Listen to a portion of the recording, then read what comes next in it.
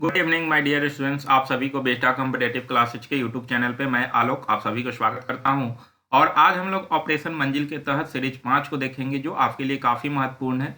अगर आप पहले की वीडियो नहीं देखें तो वो भी देखें। इससे पहले ऑपरेशन मंजिल के 4 वीडियो आप इस चैनल पे मौजूद है, तो आप सभी उसे देखें। उसके बाद ये भी देखें, तब आपको जो है वो सीरीज से पता चलेगा और आप बेहतर ढंग से तैयारी कर सकते हैं। इसलिए आप इस तरह से देखें। और इसके अलावा आप आपका जो है डेली करंट अफेयर सीरीज भी इस चैनल पे मिलेगा। आप सभी देखकर अपनी तैयारी को बेहतर कर सकते हैं।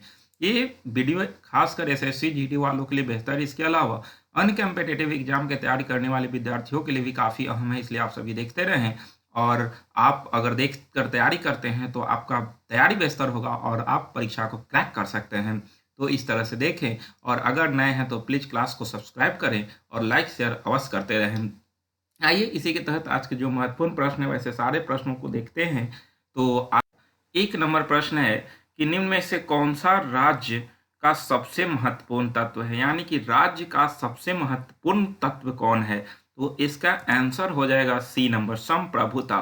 तो ध्यान रखिएगा कि राज्य के 4 आवश्यक तत्व होते हैं। ठीक है, यहाँ पे राज्य जो लिया गया है वो किसी देश से तुलना किया गया है, ध्यान रखेंगे। यानी कि राज्य के 4 आवश्यक तत्व होते हैं किसी भी राष्ट्र के: भूभाग, सरकार, जनसंख्या और संप्रभुता। यानी कि राज्य के 4 आवश्यक तत्व हैं: भूभाग, सरकार, जनसंख्या और संप्रभुता। इसमें सबसे महत्वपूर्ण जो होता है वो संप्रभुता होता है। तो ध्यान रखिएगा, जो आपका आंसर है। यहाँ से विभिन्न तरह से परीक्षा में सवाल पूछे जाते हैं। सीधे सवाल पूछते हैं कि राज्य के कितने आवश्यक तत्व होते हैं, तो 4 होते हैं। दे देगा कि इनमें से कौन राज्य के आवश्यक तत्व नहीं है, तो इधर से 3 देगा, एक अन्य दे देगा। तो इस तरह से ध्यान रखेंगे, ये काफी महत्वपूर्ण प्रश्न है। अगला प्रश्न है, भारतीय संविधान में किस प्रकार की शासन प्रणाली की व्यवस्था की गई है। यानी कि भारतीय संविधान में किस प्रकार की शासन प्रणाली की व्यवस्था की गई है। तो इसका आंसर होगा संसदात्मक शासन प्रणाली, यानी कि सी नंबर। होता क्या है कि विश्व में 2 तरह की शासन प्रणाली की पद्धतियां होती है। एक है संसदात्मक शासन प्रणाली, दूसरा है अध्यक्षात्मक शासन प्रणाली। तो भारत के अंदर संसदात्मक शासन प्रणाली है, वही आपको अध्यक्षात्मक शासन प्रणाली को देखना है तो अमेरिका को लेना होगा। तो अमेरिका में अध्यक्षात्मक शासन प्रणाली है, जहाँ पे राष्ट्रपति कार्यपालिका के वास्तविक प्रधान होते हैं। वही भारत में संसदात्मक शासन प्रणाली है और यहाँ पर कार्यपालिका के नाम मात्र प्रधान राष्ट्रपति होते हैं और वास्तविक प्रधान प्रधानमंत्री वाली मंत्री परिषद हो जाती है, ध्यान रखेंगे। तो ये आपका आंसर सी नंबर हो जाएगा। नेक्स्ट प्रश्न है, सर्वप्रथम संसदात्मक सरकार किस देश में आरंभ की गई। यानी कि पहली बार जो है वो संसदात्मक सरकार किस देश में आरंभ की गई। तो इसका आंसर हो जाएगा यूके। यानी कि सबसे पहले संसदात्मक शासन प्रणाली को यूके में आरंभ की गई थी, ये ध्यान रखना है आपको। नेक्स्ट है कि निम्न में कौन से भारतीय संविधान की विशेषता नहीं है, यानी कि इंडियन कॉन्स्टिट्यूशन का विशेषता नहीं है। तो एक नंबर है संसदात्मक सरकार, दूसरा अध्यक्षात्मक सरकार, तीसरा स्वतंत्र न्यायपालिका और संघात्मक सरकार। तो अभी हम लोग पीछे देखे कि भारत में अध्यक्षात्मक शासन प्रणाली नहीं है, अध्यक्षात्मक सरकार नहीं है, तो इसका आंसर बी नंबर हो जाएगा। यानी कि ये नहीं, बाकी आपके यहाँ सब कुछ मौजूद है। संसदात्मक सरकार है, स्वतंत्र न्यायपालिका है, कार्यपालिका और व्यवस्थापिका से स्वतंत्र होकर न्यायपालिका आपका एक स्वतंत्र निकाय है, संघात्मक सरकार है। तो इस तरह से इसका आंसर बी हो जाएगा। नेक्स्ट प्रश्न है, राष्ट्रपति पद्धति में समस्त कार्यपालिका की शक्तियां निहित हैं। यानी कि राष्ट्रपति पद्धति में समस्त कार्यपालिका की शक्तियां निहित हैं। तो ध्यान रखेंगे कि राष्ट्रपति पद्धति में समस्त कार्यपालिका निहित होती है राष्ट्रपति में ही। तो अध्यक्षात्मक सरकार में जो है वो कह सकते हैं कि समस्त कार्यपालिका की शक्तियां इन्हीं में निहित रहेगा। तो इस तरह से इसका आंसर एक नंबर हो जाएगा। नेक्स्ट है, भारत में राजनैतिक सत्ता का प्रमुख स्रोत कौन है। तो भारत में राजनैतिक सत्ता के प्रमुख स्रोत कौन है। तो भारत की जनता, क्योंकि इंडियन कॉन्स्टिट्यूशन के प्रस्तावना में हम लोग देखे थे कि हम भारत के लोग इस संविधान को, यानी कि इस संविधान को भी भारत की जनता ने अंगीकृत, अधिनियमित और आत्मसमर्पित करती है।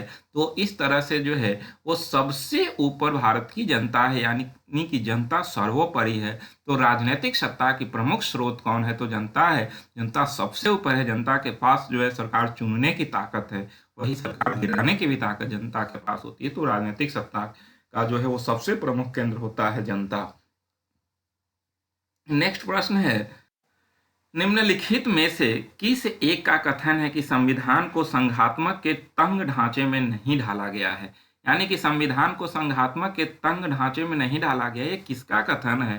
तो इसका आंसर हो जाएगा बी आर अम्बेडकर। ध्यान रखेंगे, बी आर अम्बेडकर का यह कथन है। भीमराव अम्बेडकर, और ये प्रारूप समिति के अध्यक्ष थे। प्रारूप समिति में कुल 7 मेंबर थे और एक अध्यक्ष थे, 6 अन्य सदस्य थे। तो इस तरह से ये प्रारूप समिति के अध्यक्ष भी थे। ध्यान रखिएगा, संविधान का पिता इन्हें कहा जाता है, क्योंकि कॉन्स्टिट्यूशन निर्माण में प्रारूप समिति का सबसे महत्वपूर्ण योगदान था, इसलिए इन्हें कॉन्स्टिट्यूशन का पिता भी कहा जाता है। ध्यान रखना है। नेक्स्ट प्रश्न है, भारतीय संघवाद को सहकारी संघवाद किसने कहा था? यानी कि भारत में तो संघवाद व्यवस्था है और इसे सहकारी संघवाद किसने कहा था?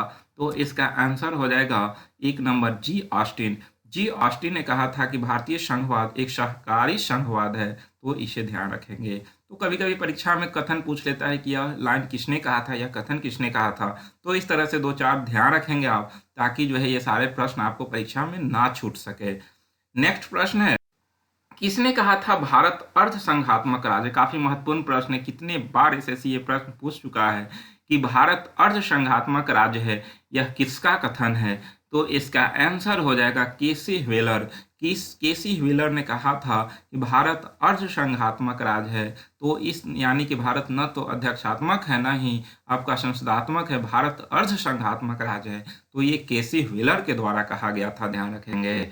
नेक्स्ट प्रश्न है, तो कुछ प्रमुख अनुच्छेद है। इससे पहले हम लोग 10 अनुच्छेद देख चुके हैं इससे पहले वाला वीडियो में, और आज आपके लिए 5 अनुच्छेद जो आपके लिए काफ़ी महत्वपूर्ण है। तो इस तरह से हम लोग अनुच्छेद 18 तक देखे थे, जो कि उपाधि का अंत था, और आज है आपका अनुच्छेद 19 से लेकर अनुच्छेद 22 तक। ध्यान रखेंगे, काफ़ी महत्वपूर्ण है। जो भी इंपॉर्टेंट अनुच्छेद है वो सारे प्रश्नों को मैं इसमें ला कर रख रहा हूँ थोड़ा थोड़ा, ताकि आप को जो है वो काफ़ी सुविधा हो याद करने में। एक दिन अगर हम ज़्यादा देंगे तो आपके ऊपर प्रेशर होगा और आप नहीं याद कर सकते, इसलिए थोड़ा थोड़ा आप कर सकते हैं तो आपके लिए बेहतर होगा। तो 11 नंबर है, ध्यान रखेंगे, अनुच्छेद 19 अभिव्यक्ति की स्वतंत्रता। यानी कि अभिव्यक्ति की स्वतंत्रता किस अनुच्छेद में है? तो अनुच्छेद 19 में है। ध्यान रखिएगा, अभिव्यक्ति की स्वतंत्रता। अनुच्छेद 20 है अपराधों के लिए 2 सिद्धि के संबंध में संरक्षण। अपराधों के लिए 2 सिद्धि के संबंध में संरक्षण जो है वो आपका अनुच्छेद 20 है। ध्यान रखिएगा, आपका जो है ये भी काफ़ी महत्वपूर्ण अनुच्छेद है, ये ध्यान रखना है आपको। अनुच्छेद 21 है प्राण एवं दैहिक स्वतंत्रता। प्राण एवं दैहिक स्वतंत्रता अनुच्छेद 21 है, ये आपका महत्वपूर्ण है, क्योंकि 20 और 21 अनुच्छेद काफ़ी महत्वपूर्ण हो जाते हैं, क्योंकि आपका जब देश के अंदर इमरजेंसी लगेगा उस समय राष्ट्रपति सभी मौलिक अधिकारों को निलंबित कर सकते हैं, लेकिन अनुच्छेद 20 और 21 को किसी भी हालात में निलंबित नहीं किया जा सकता है। यानी कि अनुच्छेद 20 और 21 कभी भी निलंबित नहीं हो सकते हैं। तो इस तरह से अनुच्छेद 20 और 21 काफ़ी महत्वपूर्ण हो जाते हैं। नेक्स्ट है अनुच्छेद 21 का 6 से 14 वर्ष तक के बच्चों के निःशुल्क शिक्षा प्राप्त करना। तो 6 से 14 वर्ष के बच्चों को निःशुल्क शिक्षा उन्हें मौलिक अधिकार बनता है देना। इस अनुच्छेद को ध्यान रखिएगा, अनुच्छेद 21(1) को 86वें संविधान संशोधन 2002 के तहत इसे जोड़ा गया था। ध्यान रखिएगा, ताकि जो है वो 6 से 14 वर्ष तक के बच्चों को निःशुल्क शिक्षा लेना उनका मौलिक अधिकार रहे। तो इस तरह से ध्यान रखिएगा कि अनुच्छेद 21(1) को कब जोड़ा गया? तो 86वें संविधान संशोधन 2002 के में जोड़ा गया था, जो कि काफ़ी महत्वपूर्ण है। अनुच्छेद 22 कुछ दशाओं में गिरफ्तारी में संरक्षण। ध्यान रखिएगा, कुछ दशाओं में गिरफ्तारी में संरक्षण, ये निवारक निरोध होते हैं, निवारक निरोध। तो अनुच्छेद 22 ध्यान रखेंगे।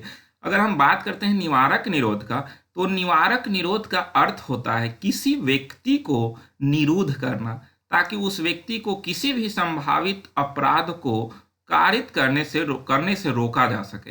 यानी कि किसी व्यक्ति के निरुद्ध करना ताकि उस व्यक्ति को किसी भी संभावित अपराध करने से रोका जा सके। यानी कि कोई व्यक्ति अपराध न किया हो लेकिन उससे डर है कि वो अपराध कर सकता है, तो उसे रोकने के लिए निवारक निरोध अपनाया जाता है। अगर दूसरे शब्द में हम इसे कहें तो निवारक निरोध प्रशासन द्वारा इस संदेह के आधार पर की गई कार्रवाई है कि संबंधित व्यक्ति द्वारा कुछ गलत कार्य किए जा सकते हैं जो राष्ट्र के लिए प्रतिकूल हो। यानी कि किसी व्यक्ति से ऐसा लग रहा है कि वो ऐसा करेगा जो कि राज्य के प्रतिकूल हो, राज्य के अनुकूल न हो, राज्य के प्रतिकूल हो, तो इस स्थिति में उस व्यक्ति को नज़रबंद किया जा सकता है, जो है गिरफ्तार किया जाता है, ताकि उससे लगे कि राष्ट्र का जो है वो राष्ट्र के विरुद्ध हो, यानी कि राष्ट्र के प्रतिकूल हो। तो वैसी स्थिति में व्यक्ति को जो है वो नज़रबंद किया जा सकता है। तो यही स्थिति आपका निवारक निरोध कहलाते हैं। तो ये अनुच्छेद 22 में है, ध्यान रखिएगा। और अगर यहाँ से एक प्रश्न और आप ध्यान रखिएगा कि अनुच्छेद 21 के तहत ही निजता के अधिकार को भी शामिल कर दिया गया है। 2017 में सर्वोच्च न्यायालय के पीठ ने बताया था कि जो निजता का अधिकार है वो इसको अनुच्छेद 21 में डाल दिया गया था। तो ये भी ध्यान रखेंगे कि निजता का अधिकार कौन सा अनुच्छेद के अंतर्गत आ जाते हैं, तो अनुच्छेद 21 के अंतर्गत आते हैं। इसके अलावा आपका अनुच्छेद 19 के तहत 6 स्वतंत्रताएं प्राप्त हैं।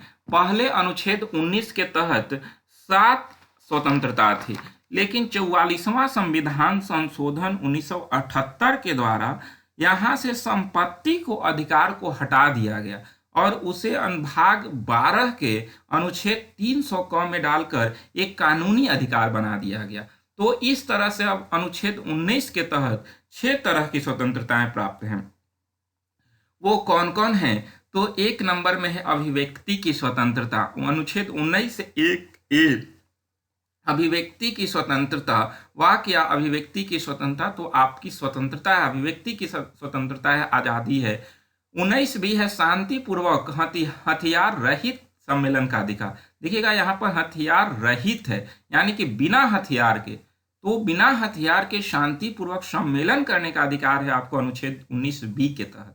अनुच्छेद 19(c) के तहत संगम या संघ या सहकारी समिति बनाने का अधिकार, यानी कि आपको संघ या जो है वो संगम बनाने का अधिकार दिया गया है अनुच्छेद 19(c) के तहत। यानी कि आप कोई भी संघ का निर्माण कर सकते हैं, आपका अनुच्छेद 19 के तहत मौलिक अधिकार दिया गया है। अनुच्छेद 19(a)(d) भारत के राज्य क्षेत्र में आवाज संचरण का अधिकार, यानी कि भारत के किसी भी क्षेत्र में, यानी कि जहां तक भारत की सीमा है, आप कहीं भी आ जा सकते हैं, आपको कोई नहीं रोक सकता है, क्योंकि ये आपका मौलिक अधिकार है।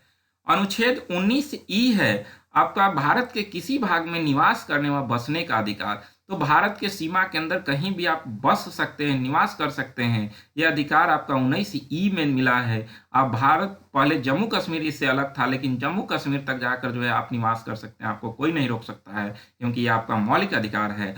अनुच्छेद 19(g) कोई वृत्ति आजीविका व्यवसाय व व्यापार करने का अधिकार, यानी कि आप कोई भी व्यापार कर सकते हैं, कोई भी आजीविका को अपना सकते हैं, कोई भी व्यवसाय कर सकते हैं। अनुच्छेद 19(g) के तहत आपको कोई नहीं रोक सकता है, क्योंकि ये आपका मौलिक अधिकार है। तो अनुच्छेद 19 के तहत ये 6 तरह की आपकी स्वतंत्रताएं दी गई है, ध्यान रखिएगा, जो काफी महत्वपूर्ण हो जाते हैं। एक चीज नीचे ध्यान रखिएगा कि सूचना का अधिकार, राइट टू इंफॉर्मेशन, सूचना का अधिकार अनुच्छेद 19 के अंतर्गत एक मौलिक अधिकार है। यानी कि राइट टू इंफॉर्मेशन क्या है, तो ये अनुच्छेद 19 के अंतर्गत ही एक मौलिक अधिकार है, इसे ध्यान रखेंगे, क्योंकि जो है वो आपके पास अधिकार है किसी भी चीज को जानने का, तो ये आपका अधिकार अनुच्छेद 19 में ही डाल दिया गया है। तो ध्यान रखेंगे कि राइट टू इंफॉर्मेशन कौन से अधिकार है, तो मौलिक अधिकार है, और कौन से अनुच्छेद के अंतर्गत आते हैं, तो अनुच्छेद 19 के तहत ये आ जाते हैं, ध्यान रखेंगे। तो इस तरह से आज के आपका कुछ महत्वपूर्ण बिंदु थे, जो आपके लिए काफ़ी महत्वपूर्ण थे अनुच्छेद से संबंधित, तो ये ध्यान रखेंगे। फिर हम नेक्स्ट वीडियो में आएँगे, लेकिन आप सभी से मुझे मेरा रिक्वेस्ट है कि आप सभी पीछे से वीडियो देखते रहें, रिवाइज़ करते रहें, आपका तैयारी बेहतर होगा और आप क्लास को जितना हो सके लाइक, शेयर और सब्सक्राइब करते रहें। तो ये सब करते रहें और क्लास का आनंद लें। बाकी आपके लिए मैं बेहतर से बेहतर क्वेश्चन लाऊँगा ताकि आप परीक्षा में बेहतर कर सकें। तो आज यहीं तक, फिर मिलेंगे हम नेक्स्ट वीडियो में। आप सभी को बहुत बहुत धन्यवाद। आप सभी बेहतर करें, यही मेरा आप सभी से उम्मीद है। तो ठीक है, आप सभी को बहुत बहुत धन्यवाद। आप लेकिन फिर से एक बार कहूँगा कि आप सभी क्लास को शेयर करें।